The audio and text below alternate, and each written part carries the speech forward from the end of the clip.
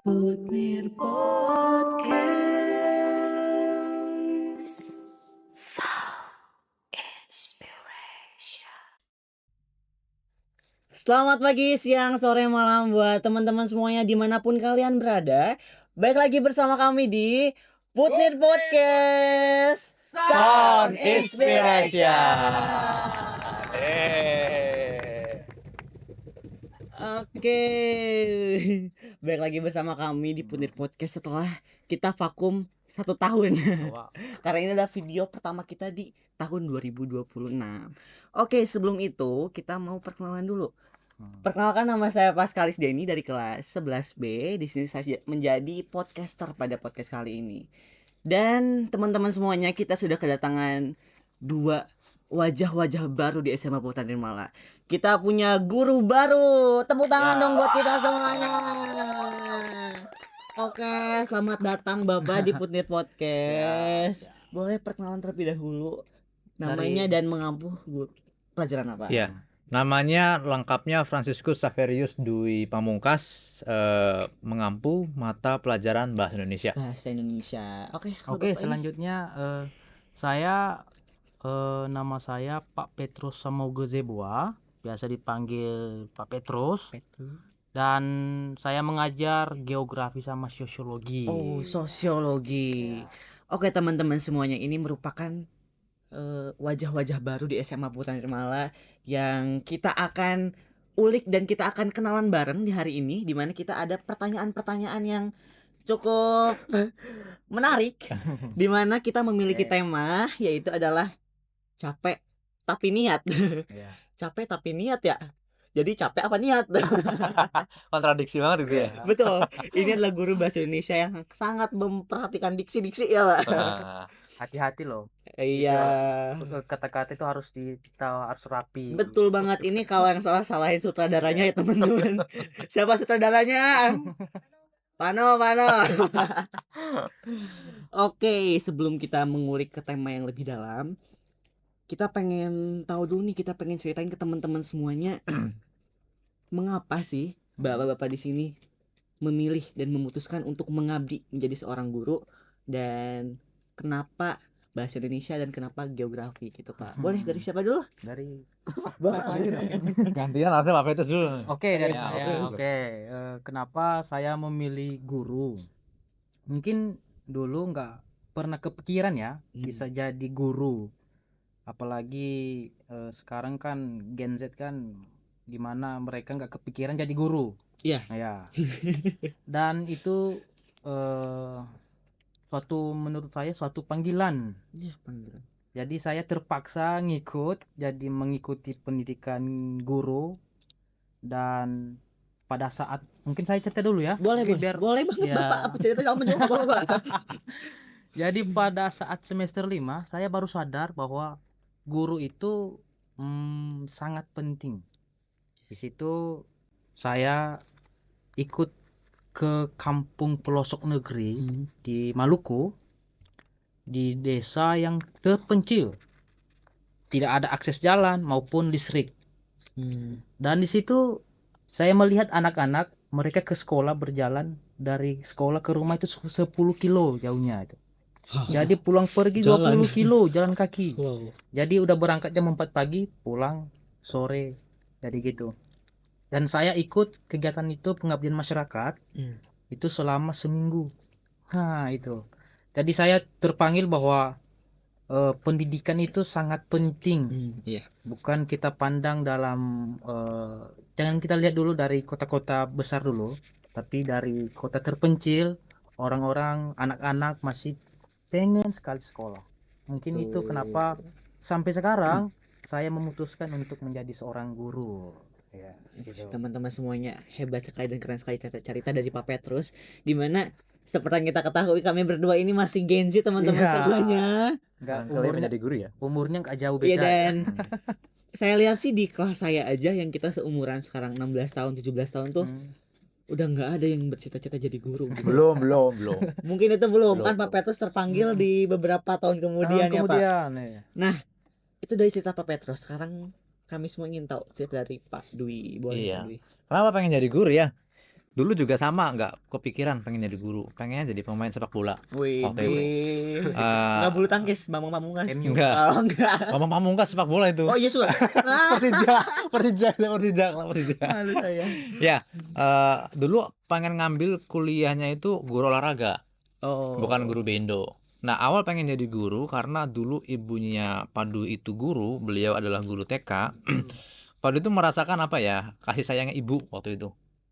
Ibu tuh baik, suka memberi sesuatu, saya minta apa dikasih gitu kan ya. Nah, dari situ tuh kayaknya ini ya, tersentuh dengan perbuatan ibu yang baik kepada anaknya gitu. Nah, anaknya ini kan masih muda itu, melihat sosok ibu jadi teladan untuk bisa pengen jadi guru. Akhirnya memutuskan untuk memasuki perkuliahan jurusan pendidikan. Tadi yang guru olahraga tapi nggak keterima selama 3 kali daftar tuh nggak keterima. Akhirnya masuk bahasa Indonesia karena lebih senang bahasa ya. Numerik, angka-angka gitu tidak terlalu tertarik ya karena Sama pusing. semua, sama Pusing semua. ya. Pusing gitu ya, pusing. Bapak SMA IPS. SMA IPS. Berarti kita bertiga IPS semua. Karena pusing Menghindari lihat numerik. angka gitu ya. Pusing lihat angka-angka terus ya Alergi ya Pak, alergi. alergi gitu ya. Angka lagi gitu ya. Gitu jenuh ya. Nah, terus setelah itu lulus sama Pak Petrus ya. Kalau saya dulu sebelum lulus juga sudah mengabdi di pinggir sungai, mengajar anak-anak di pinggir sungai, anak-anak gelandangan, anak-anak tunawisma. Lalu pengen lebih mantep pelayanannya kepada orang-orang yang nggak mampu waktu itu. Akhirnya berangkat ke Papua. Wow. Nah, di situ sangat terasa sekali bagaimana memposisikan guru yang sangat-sangat dibutuhkan di daerah pedalaman seperti yang Pak Petrus alami itu. Iya. Itu Berarti ceritanya. hampir sama ya Pak ya. Iya, hampir sama.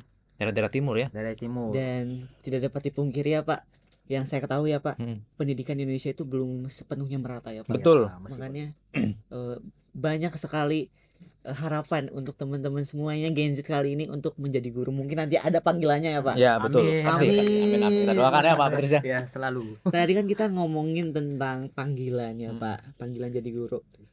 Pak Dwi itu kan saya tahu tuh udah beberapa kali ngajar gitu ya. Mm-mm. Di sini merupakan sekolah keberapa gitu ya Pak. Iya. Dan kalau Pak Petrus sendiri ini kan fresh graduate ya, Ya, Pak. First time.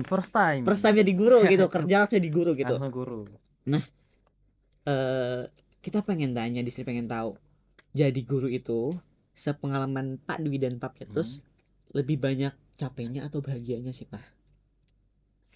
Saya dulu ya. Iya, saya. Boleh. Ya, capek, bahagia.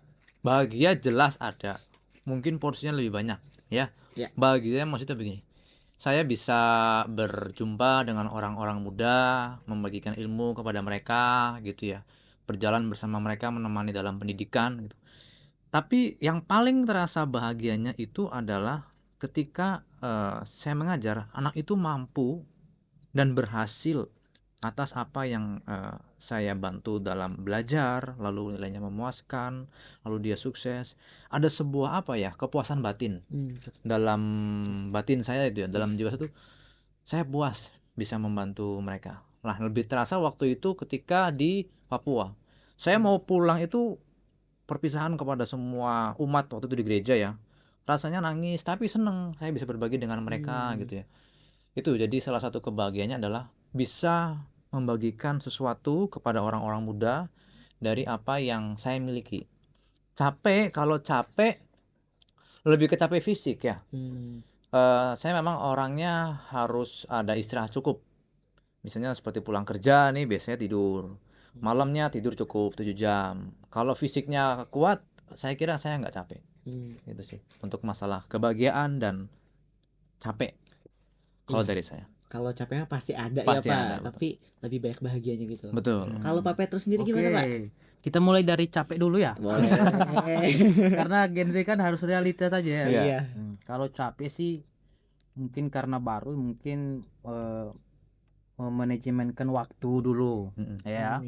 Yang darinya tidur bangunnya jam 10, tiba-tiba ke sekolah udah bangun jam setengah 5 ya. Terus kemudian persiapan ya.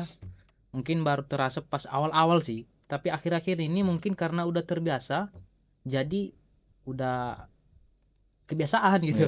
Udah biasa.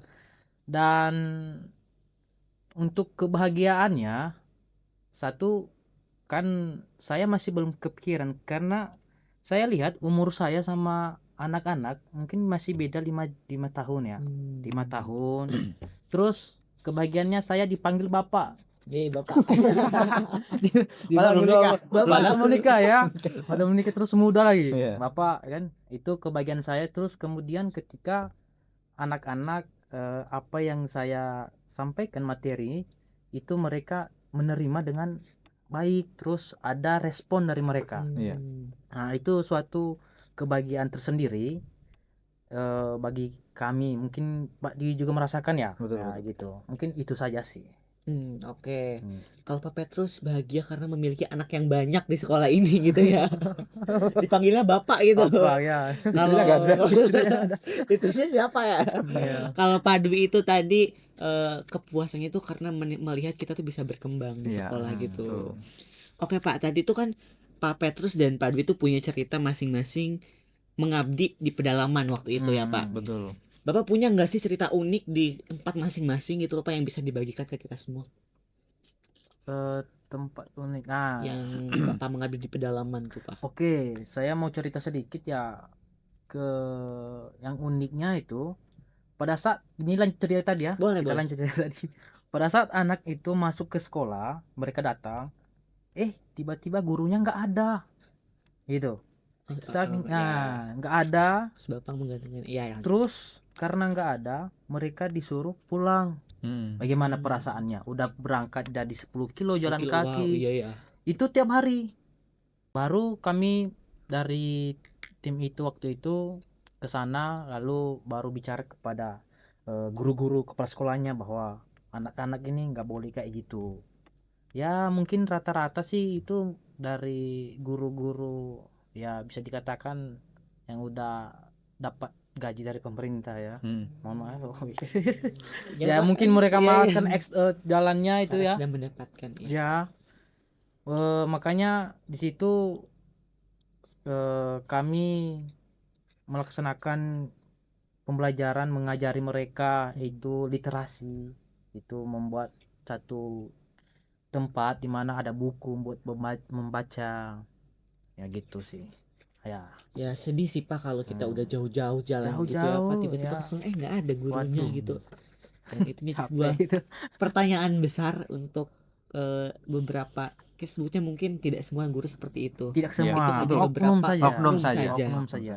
Dan memang hal tersebut masih sering terjadi ya Pak. Betul. Tidak dapat dipungkiri di Indonesia. Betul. Oke, kalau Pak Dwi sendiri waktu itu ke Papua ya Pak. Iya. Ada nggak sih hal yang menarik di sana Pak? Hal yang menarik saat mengajar beda suku, ya, beda ras, satu budaya mereka. Mereka tuh unik ya, uniknya karena memang ciri khas mereka macam-macam. Di Papua ini mulai dari makanannya, ya, lalu cara berpakaiannya, lalu makanan khasnya, tariannya, dan sebagainya gitu ya. Itu yang membuat saya belajar hal baru dari mereka. Tapi ada juga shock culture ya, gegar budaya ya, kalau bahasa Indonesia itu gegar budaya gitu ya. Kok di sini beda ya dengan di Jawa gitu ya. Saya kaget gitu ya. Tapi lama-lama adaptasi. Iya. Lama-lama adaptasi. Ya sudah mengalir lama-lama. Setahun tuh sudah, sebelum setahun ya setengah tahun tuh sudah terbiasa akhirnya Iya. dengan keadaan di sana gitu. Nah itu hal-hal yang unik yang berada di Papua saat itu. Jadi memang budaya beda, ciri khasnya beda di sana gitu ya. Tetapi senang karena memang saya dari kuliah itu sudah senang dengan budaya lain. Tidak hanya budayanya, bahasanya pun saya amati. Contohnya Yokkaido. Yokkaido itu artinya anak-anak. Itu mirip kayak Jepang ya. Jepang ya. Hokkaido. Hokkaido. Hokkaido. Hokkaido. Iya, Hokkaido itu makanan gak sih? Hokkaido tuh. Hokkaido benda. Apa? Nah itu ada kata yang saya amati gitu. Saya belajar sama mereka bahasa baru, saya amati. Ada lagi akinte tuh kamu. Yamamoto. Ya itu bahasa nggak tahu ya. Hah? Ajinomoto aja. Bumbu makanan ya. Nah itu ada hal-hal yang baru di sana yang bisa saya pelajari, bisa saya syukuri, jelas bisa bergaul, berjumpa dengan orang-orang baru yang beda suku, beda ras. Iya. Yang jelas saya begitu mencintai mereka di sana. di Papua. Puji Tuhan, karena emang buat saya sendiri tuh ya Pak, kayak penasaran banget sama kebudayaan lain tuh Pak. Iya. Kayak pengen tahu oh Hmm. di mereka tuh gini gini gini, dan kita sebagai orang awam tuh nggak boleh memihak menjudge gitu loh, kayak Iya. menghakiminya kan Pak. Betul. Kayak oh budaya mereka gini, kita nggak bisa menyalahkan Hmm. karena itu adalah budaya mereka. Betul. Oke Pak, sekarang kita masuk lagi ke realitanya sekarang ya Pak. Pernah nggak sih Bapak itu lagi kondisi drop, misalnya sakit, lagi ada masalah misalnya pribadinya Bapak di kehidupan sosial, tapi Bapak tuh tetap masuk kelas, dan di kelas tuh kayak banyak sekali hal-hal yang bisa dibilang misalnya berisik, kalau nggak mau diatur anak-anaknya.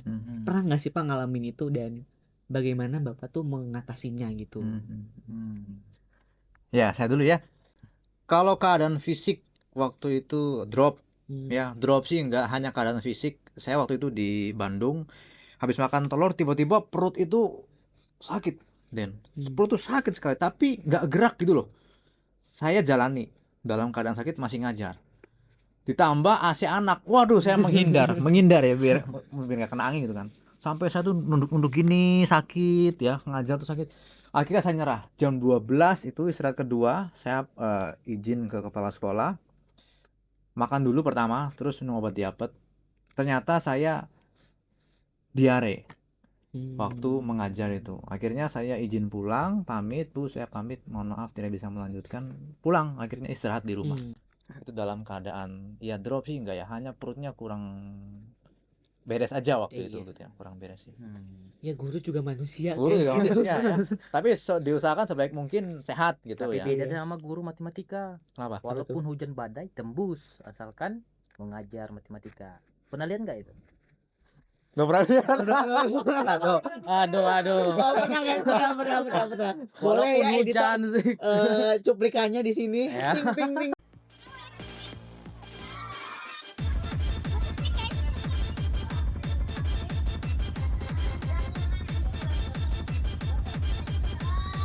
Ting, ting. Oh ya ditampil nanti ya. Iya, nanti. Kasih tahu Viral Pak, video kasih tahu ya. Biar nanti yang lihat tahu gitu ya. Oke. Korban-korban IG nih kayaknya. Konten-konten gitu ya. Kan Gen Z Memang ini. dulu dari saya sekolah memang guru matematika itu wajib datang itu. Iya. Jadi Nggak walaupun pernah ada izinnya ya nggak Pak pernah gitu. ada izinnya nggak tahu. Aduh nggak bisa jam kos gitu. Iya, nggak bisa. Ya, aduh, pakas gitu guys. Lanjut Pak Petrus, silakan, saya cukup. Terus gimana Oke. Pak? Kalau dibilang drop, mungkin saya akhir-akhir ini mungkin lagi beradaptasi dengan wilayah Cirebon ya. Jadi ada di saat fisik lemah, tapi harus ke sekolah, dan saya nggak pernah kayak bilang harus lemah gitu, nggak pernah. Yang penting kita harus menyelesaikan tugas kita ya. Iya. Menyelesaikan tugas lebih wajibnya yaitu supaya anak-anak dapat menerima materi dengan baik. Walaupun dalam keadaan drop, sakit dan pikiran banyak ya, manusia juga. Apalagi kan pikiran ini kan banyak ya. Ada dari sini tambah ini. Apalagi akhir bulan ya. Ada apa gimana? Bahaya.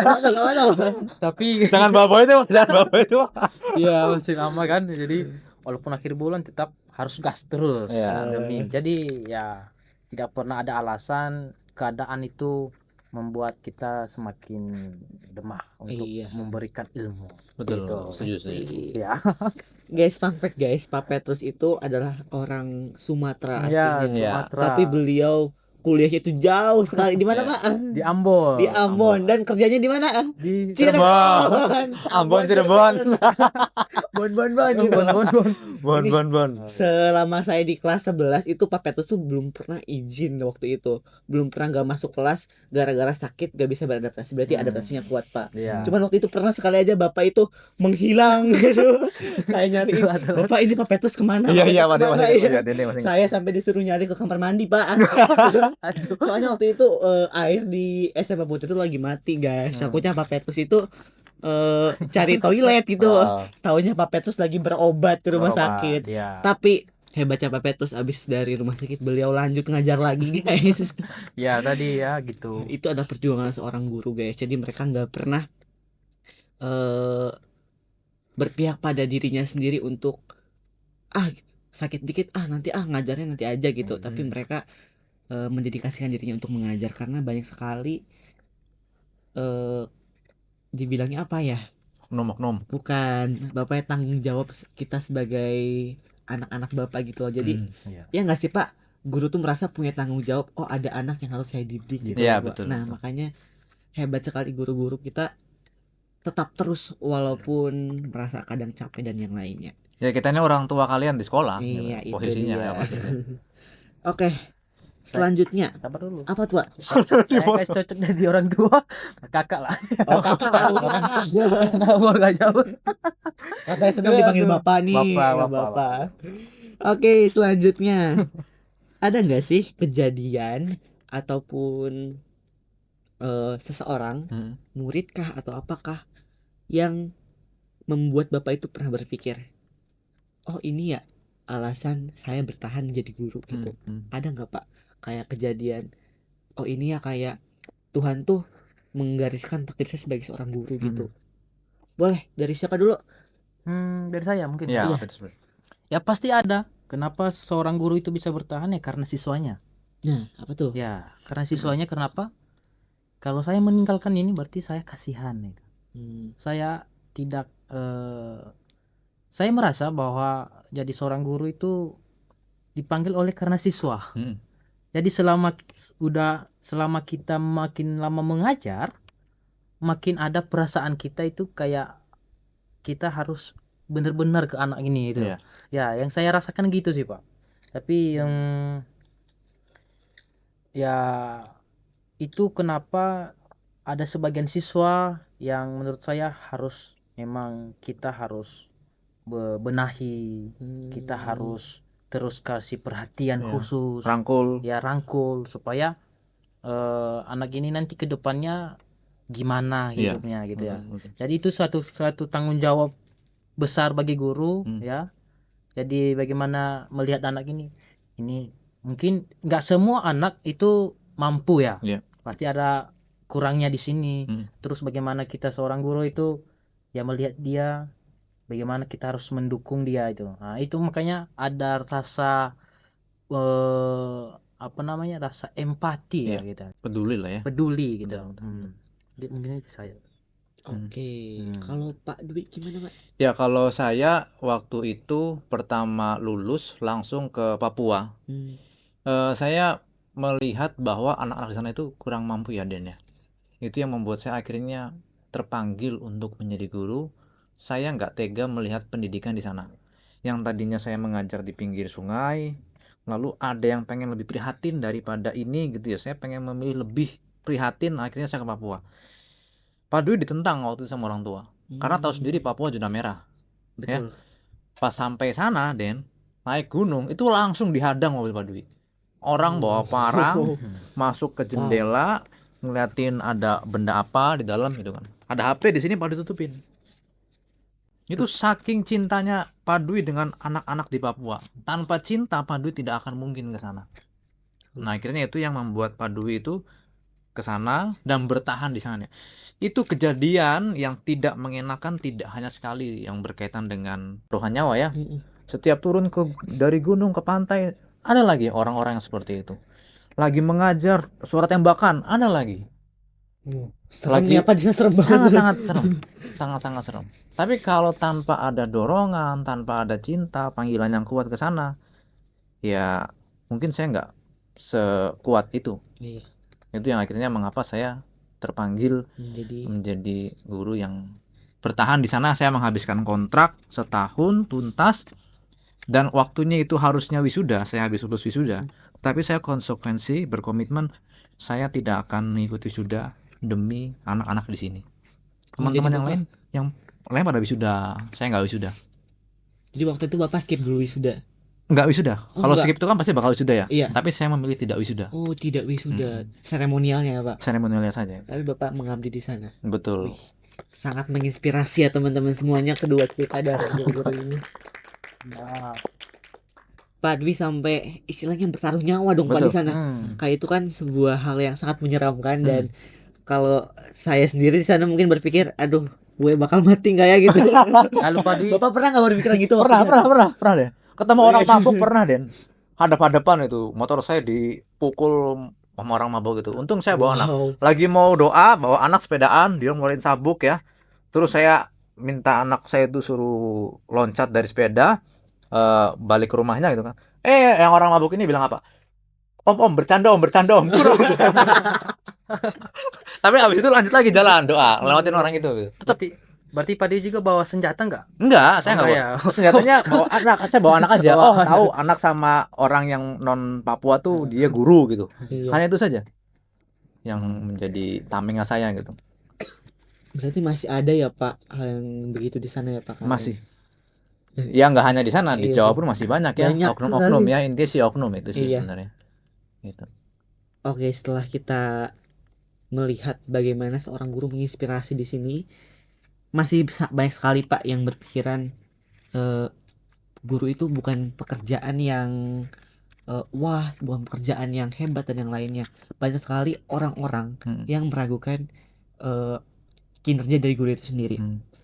Nah, di sini Bapak-bapak itu sebagai guru muda ya Pak, apa sih yang mau Bapak sampaikan tentang perjuangan sebagai guru muda yang mungkin banyak orang yang nggak tahu gitu loh Pak, yang masih meremehkan pekerjaan sebagai seorang guru? Kayak apa sih hal yang ternyata guru tuh berjuangnya sampai segininya loh, tapi orang-orang tuh nggak ngelihat itu. Ada nggak Pak? Ya, kalau kita bercerita seorang guru mungkin juga di luar sana, guru-guru mungkin ada yang per bulan 500 ya. Ada per bulan 700 ya. Kalau kita ini sekarang lagi ada hangat-hangatnya ini Ya. tentang MBG ini ya. MBG, supir Pegawai MBG. ya, supir MBG kalah dengan guru ya kan gitu. Tapi ada sisi lain kenapa mereka itu bisa bertahan itu. Yang tadi dari awal Bapak bilang itu ya karena siswa. Tapi cara menghargainya itu saya lihat dari di luar sana ya. Guru-guru itu masih banyak yang tidak sejahtera hidupnya. Betul. Mereka cuman mengabdi. Mereka cuman mau ini tapi tidak diperhatikan. Jadi banyak kontroversi kalau kita bahas tentang gitu ya, gimana sekarang tidak menghargai ya udah realita, udah nyata terjadi.